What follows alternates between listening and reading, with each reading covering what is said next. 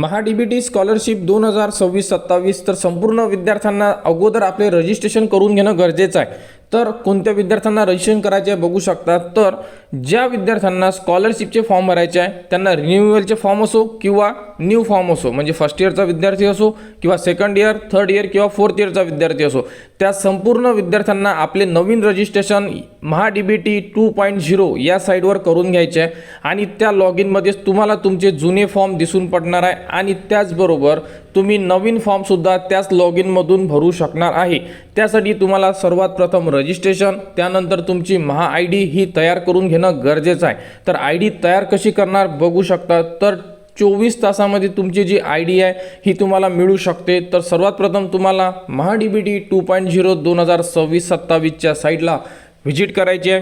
Visit केल्यानंतर बघू शकता अशा प्रकारे तुम्हाला संपूर्ण ऑप्शन दिसून पडेल। यामध्ये एक ऑप्शन आहे ते म्हणजे रजिस्टरचं। तर संपूर्ण विद्यार्थी, मी एका विद्यार्थ्याला नाही म्हणत आहे, ए टू झेड विद्यार्थी, ज्या विद्यार्थ्यांना स्कॉलरशिप पाहिजे असेल त्या विद्यार्थ्यांनी रजिस्टरच्या ऑप्शनला क्लिक करून आपली जी आय डी आहे ही तयार करून घेणं गरजेचं आहे। तर बघू शकता रजिस्टरला क्लिक केल्यानंतर इथे तुम्हाला तुमचा आधार कार्ड नंबर मागण्यात येणार।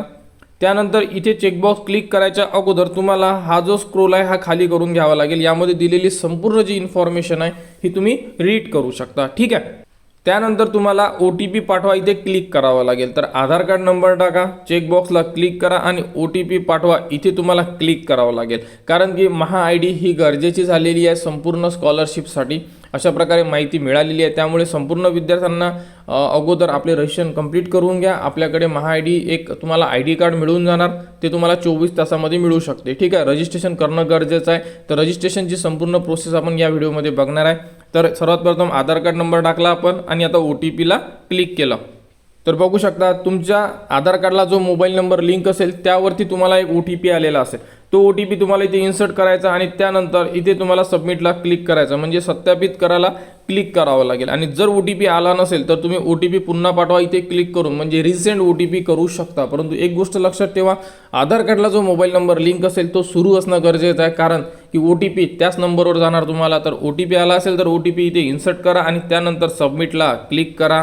सबमिटला क्लिक केल्यानंतर बघू शकता अशा प्रकारे तुम्हाला संपूर्ण माहिती देण्यात येणार। यामध्ये तुम्ही तुमची जीही परमिशन आहे हे मागण्यात येत आहे, यामध्ये तुम्हाला संपूर्ण माहिती तुम्हाला रीड करायची असेल तर संपूर्ण माहिती तुम्ही रीड करू शकता। अशा प्रकारे संपूर्ण माहिती असेल, जर तुम्हाला रीड करायची असेल तर तुम्ही करू शकता। त्यानंतर इथे चेकबॉक्सला क्लिक करा आणि इथून तुम्हाला परमिशन मागितलेली आहे, तर इथून तुम्हाला परमिशन देऊन नेक्स्ट प्रोसेसला क्लिक करायचं आहे। तर यामध्ये दिलेली तुम्ही संपूर्ण एकदाची संमती आहे ही वाचू शकता, ठीक आहे। आता आम्ही इथे नेक्स्ट करतोय। नेक्स्ट केल्यानंतर बघू शकता तुम्ही अशा प्रकारे तुम्हाला संपूर्ण तुमची पर्सनल इन्फॉर्मेशन आलेली असेल। बघा इथे विद्यार्थ्याचे नाव आलेले आहे, इथे विद्यार्थ्याची जन्मतारीख आहे, इथे जेंडर आहे तुमचं। त्यानंतर इथे तुम्हाला तुमचा मोबाईल नंबर इन्सर्ट करायचा आहे। मोबाईल नंबर इथे तुम्ही जो आधार कार्डला लिंक आहे तो इथे इन्सर्ट करू शकता। त्यानंतर बघू शकता इथे तुमचा आधार कार्ड नंबर दिसत आहे तुम्हाला, इथे तुम्हाला तुमची ईमेल आयडी टाकायची आहे। तर मोबाईल नंबर आणि ईमेल आयडी ही कंपल्सरी आहे। तर ईमेलवर सुद्धा तुम्हाला OTP येणार आणि मोबाईल नंबरवर सुद्धा एक OTP येणार, ठीक आहे। तर तो मोबाईल नंबर जर तुम्ही दुसरा टाकत असाल, आधारला लिंकवाला टाकत नसेल तर त्यावरती तुम्हाला OTP येणार, परंतु दोन्ही OTP मोबाईलचा आणि ईमेलचा हा तुम्हाला इन्सर्ट करणं गरजेचं आहे। तर अशा प्रकारे संपूर्ण माहिती दिसून पडेल। यामध्ये मोबाईल नंबर, ईमेल आयडी टाका आणि इथे तुम्हाला तुमचा आधार कार्डनुसार ॲड्रेस दिसत असेल। त्यानंतर बघू शकता इथे महाराष्ट्र आहे, इथे जिल्हा आहे, इथे तुमचा पिनकोड आलेला आधार कार्डनुसार, इथे दिलेला हा कॅप्चा इथे इन्सर्ट करा आणि त्यानंतर जतन करा आणि पुढे जा, म्हणजे नेक्स्ट प्रोसेसला क्लिक करा। नेक्स्ट प्रोसेसला क्लिक केल्यानंतर बघू शकता तुम्हाला आता दोन OTP, इथे मोबाईलचा OTP आणि इथे ईमेल आयडीचा OTP। तुमच्या ईमेल आयडीवर सुद्धा एक OTP आलेला आहे, त्यानंतर तुम्ही जो मोबाईल नंबर यामध्ये ॲड केलेला आहे फॉर्ममध्ये त्यावरती सुद्धा एक OTP आलेला आहे। दोन्ही OTP तुम्हाला जस्ट आता इथे इन्सर्ट करून घ्यायचे आहे। इथे OTP टाका, जर OTP आला नसेल तर पुन्हा पाठवायचा ऑप्शन आहे, म्हणजे रिसेंटचा ऑप्शन दिलेला आहे। अशा प्रकारे दोन्ही OTP तुम्हाला इन्सर्ट करायचं आणि त्यानंतर सबमिट म्हणजे सत्यापित करायला क्लिक करायचं आहे। तर तुमचे दोन्ही OTP जर ओके असेल तर तुमचं हे पेज सेव्ह होऊन जाणार। बघू शकता दोन्ही OTP ओके होते। त्यानंतर काय म्हटलं तर नोंदणी यशस्वीरित्या पूर्ण झालेली आहे। तर अशा प्रकारे तुम्ही तुमच्या स्टार्टिंगला रजिस्ट्रेशन करू शकता। आता बघा माय आय डी निर्मिती प्रक्रिया सुरू आहे, तुमचे प्रोफाईल तयार केली जात आहे। तर यासाठी जे आधार सेंटर आहे आपलं किंवा तर इतर माहिती जी आहे हे गोळा केली जात आहे आणि यामध्ये काय म्हटलेलं आहे बघू शकता तुम्ही। तर महा आय डी तयार करण्यासाठी 24 आवर म्हणजे 24 तासाचा कालावधी लागणार आहे।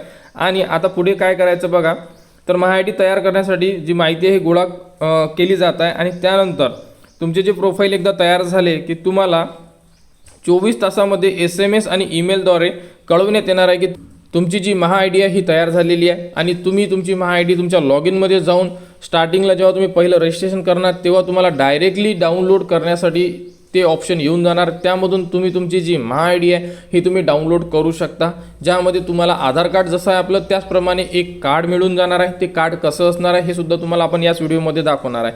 तर बघू शकता मेन साईडवर आल्यानंतर तुम्हाला महाडीबीची साईड आहे ही तर आपली रजिस्टरची साईड आहे. यावरती यावं लागेल तुम्हाला. आल्यानंतर रजिस्टरचं ऑप्शन तर आपण ऑलरेडी रजिस्टर केलेलं आहे, आता रजिस्टर करायची गरज नाही आहे. तुम्ही सिटीजन लॉग इनला क्लिक करू शकता, परंतु तुम्हाला 24 आवर वेट करावा लागेल. कारण जर तुम्ही त्या अगोदर जर लॉग इन करत असाल तर तुम्हाला तुमची जी आय डी आहे ही प्रोसेसमध्ये आहे अशाच प्रकारे दाखवण्यात येणार आहे. तुम्हाला मेल SMS या प्रकारे अपडेट मिळून जाणार 24 तासानंतर की तुमची जी आय डी आहे ही तयार झालेली आहे या प्रकारे. त्यानंतर तुम्ही लॉग इन करा. ठीक आहे, तर सिटीजन लॉग इनला तुम्हाला क्लिक करावं लागेल. यामध्ये बघू शकता महा आय डी तर तुम्हाला मिळालेली आहे, परंतु तुम्हाला माहिती नसेल तर तुम्ही इथून आधारने लॉग इन करू शकता. तर आधारला क्लिक करा आणि त्यानंतर इथे तुम्हाला आधार कार्ड नंबर टाकायचा आणि लॉग इनला क्लिक करायचं आहे. ह्याचा अर्थ काय होणार की आधारला जो मोबाईल नंबर लिंक आहे तुमचा त्यावरती तुम्हाला OTP येऊन जाणार. तो OTP तुम्हाला यामध्ये इन्सर्ट करून घ्यायचा आहे. तुम्ही प्रोफाईलमध्ये इन्सर्ट झाले की तुम्हाला डायरेक्टली एक PDF डाउनलोड करण्याचा ऑप्शन येऊन जाणार आणि ती असणार आहे तुमची महा आय डी. तर बघा अशा प्रकारे महासारथी आय डी अशा प्रकारे तुम्हाला आय कार्ड मिळून जाणार आहे. यामध्ये तुमचा फोटो, तुमची पर्सनल इन्फॉर्मेशन, इथे तुम्हाला बारकोडसुद्धा येणार आहे. तर अशा प्रकारे तुम्ही तुमची महा आय डी तयार करू शकता. संपूर्ण विद्यार्थी ज्याही विद्यार्थ्यांना स्कॉलरशिपचा फॉर्म भरायचा आहे त्या विद्यार्थ्यांनी सर्वात प्रथम रजिस्ट्रेशन करा.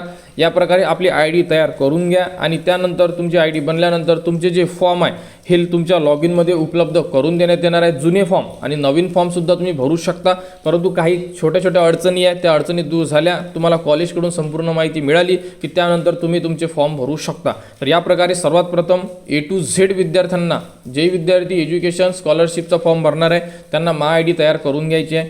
अशा प्रकारे महा आय डी तयार करा, सेव्ह करून ठेवू शकता. आणि यानंतर आता जे तुमचे स्कॉलरशिपचे फॉर्म आहे जुने तर तुमच्या लॉग इनमध्ये उपलब्ध होणार आहे. त्यामध्ये विद्यार्थ्यांना काही करायचं नाही आहे, त्यामुळे कॅन्सल किंवा राईट टू गिव्ह अप यामध्ये काही करू नका. कारण की भरपूर असे विद्यार्थी आहेत जे काहीतरी करण्याचा प्रयत्न करत आहे आणि आपली जी स्कॉलरशिप आहे ही कॅन्सल करत आहे. कॅन्सल करत असाल तर तुम्हाला कॉलेजची पूर्ण फी भरायचं काम पडू शकते. आणि राहिला प्रश्न तुमचा आता नवीन विद्यार्थी जे फर्स्ट इयरला असेल किंवा रिन्युअलचे विद्यार्थी त्यांचे सुद्धा फॉर्म लवकरच सुरू होणार आहे. म्हणजे फॉर्म सुरू झालेले आहेत परंतु त्यामध्ये काही अडचणी येत आहे, त्यासुद्धा आता दूर होतील आणि त्यानंतर आपण आपले फॉर्म भरू शकतो. तर महा DBT स्कॉलरशिप या प्रकारे संपूर्ण विद्यार्थी आपली महा आय डी रजिस्टर करू शकतात. लवकरात लवकर आपले रजिस्ट्रेशन करून घ्या. 24 तासात तुम्हाला महा आय डी मिळून जाणार आणि त्यानंतर तुम्ही तुमचे फॉर्म चेक करू शकता.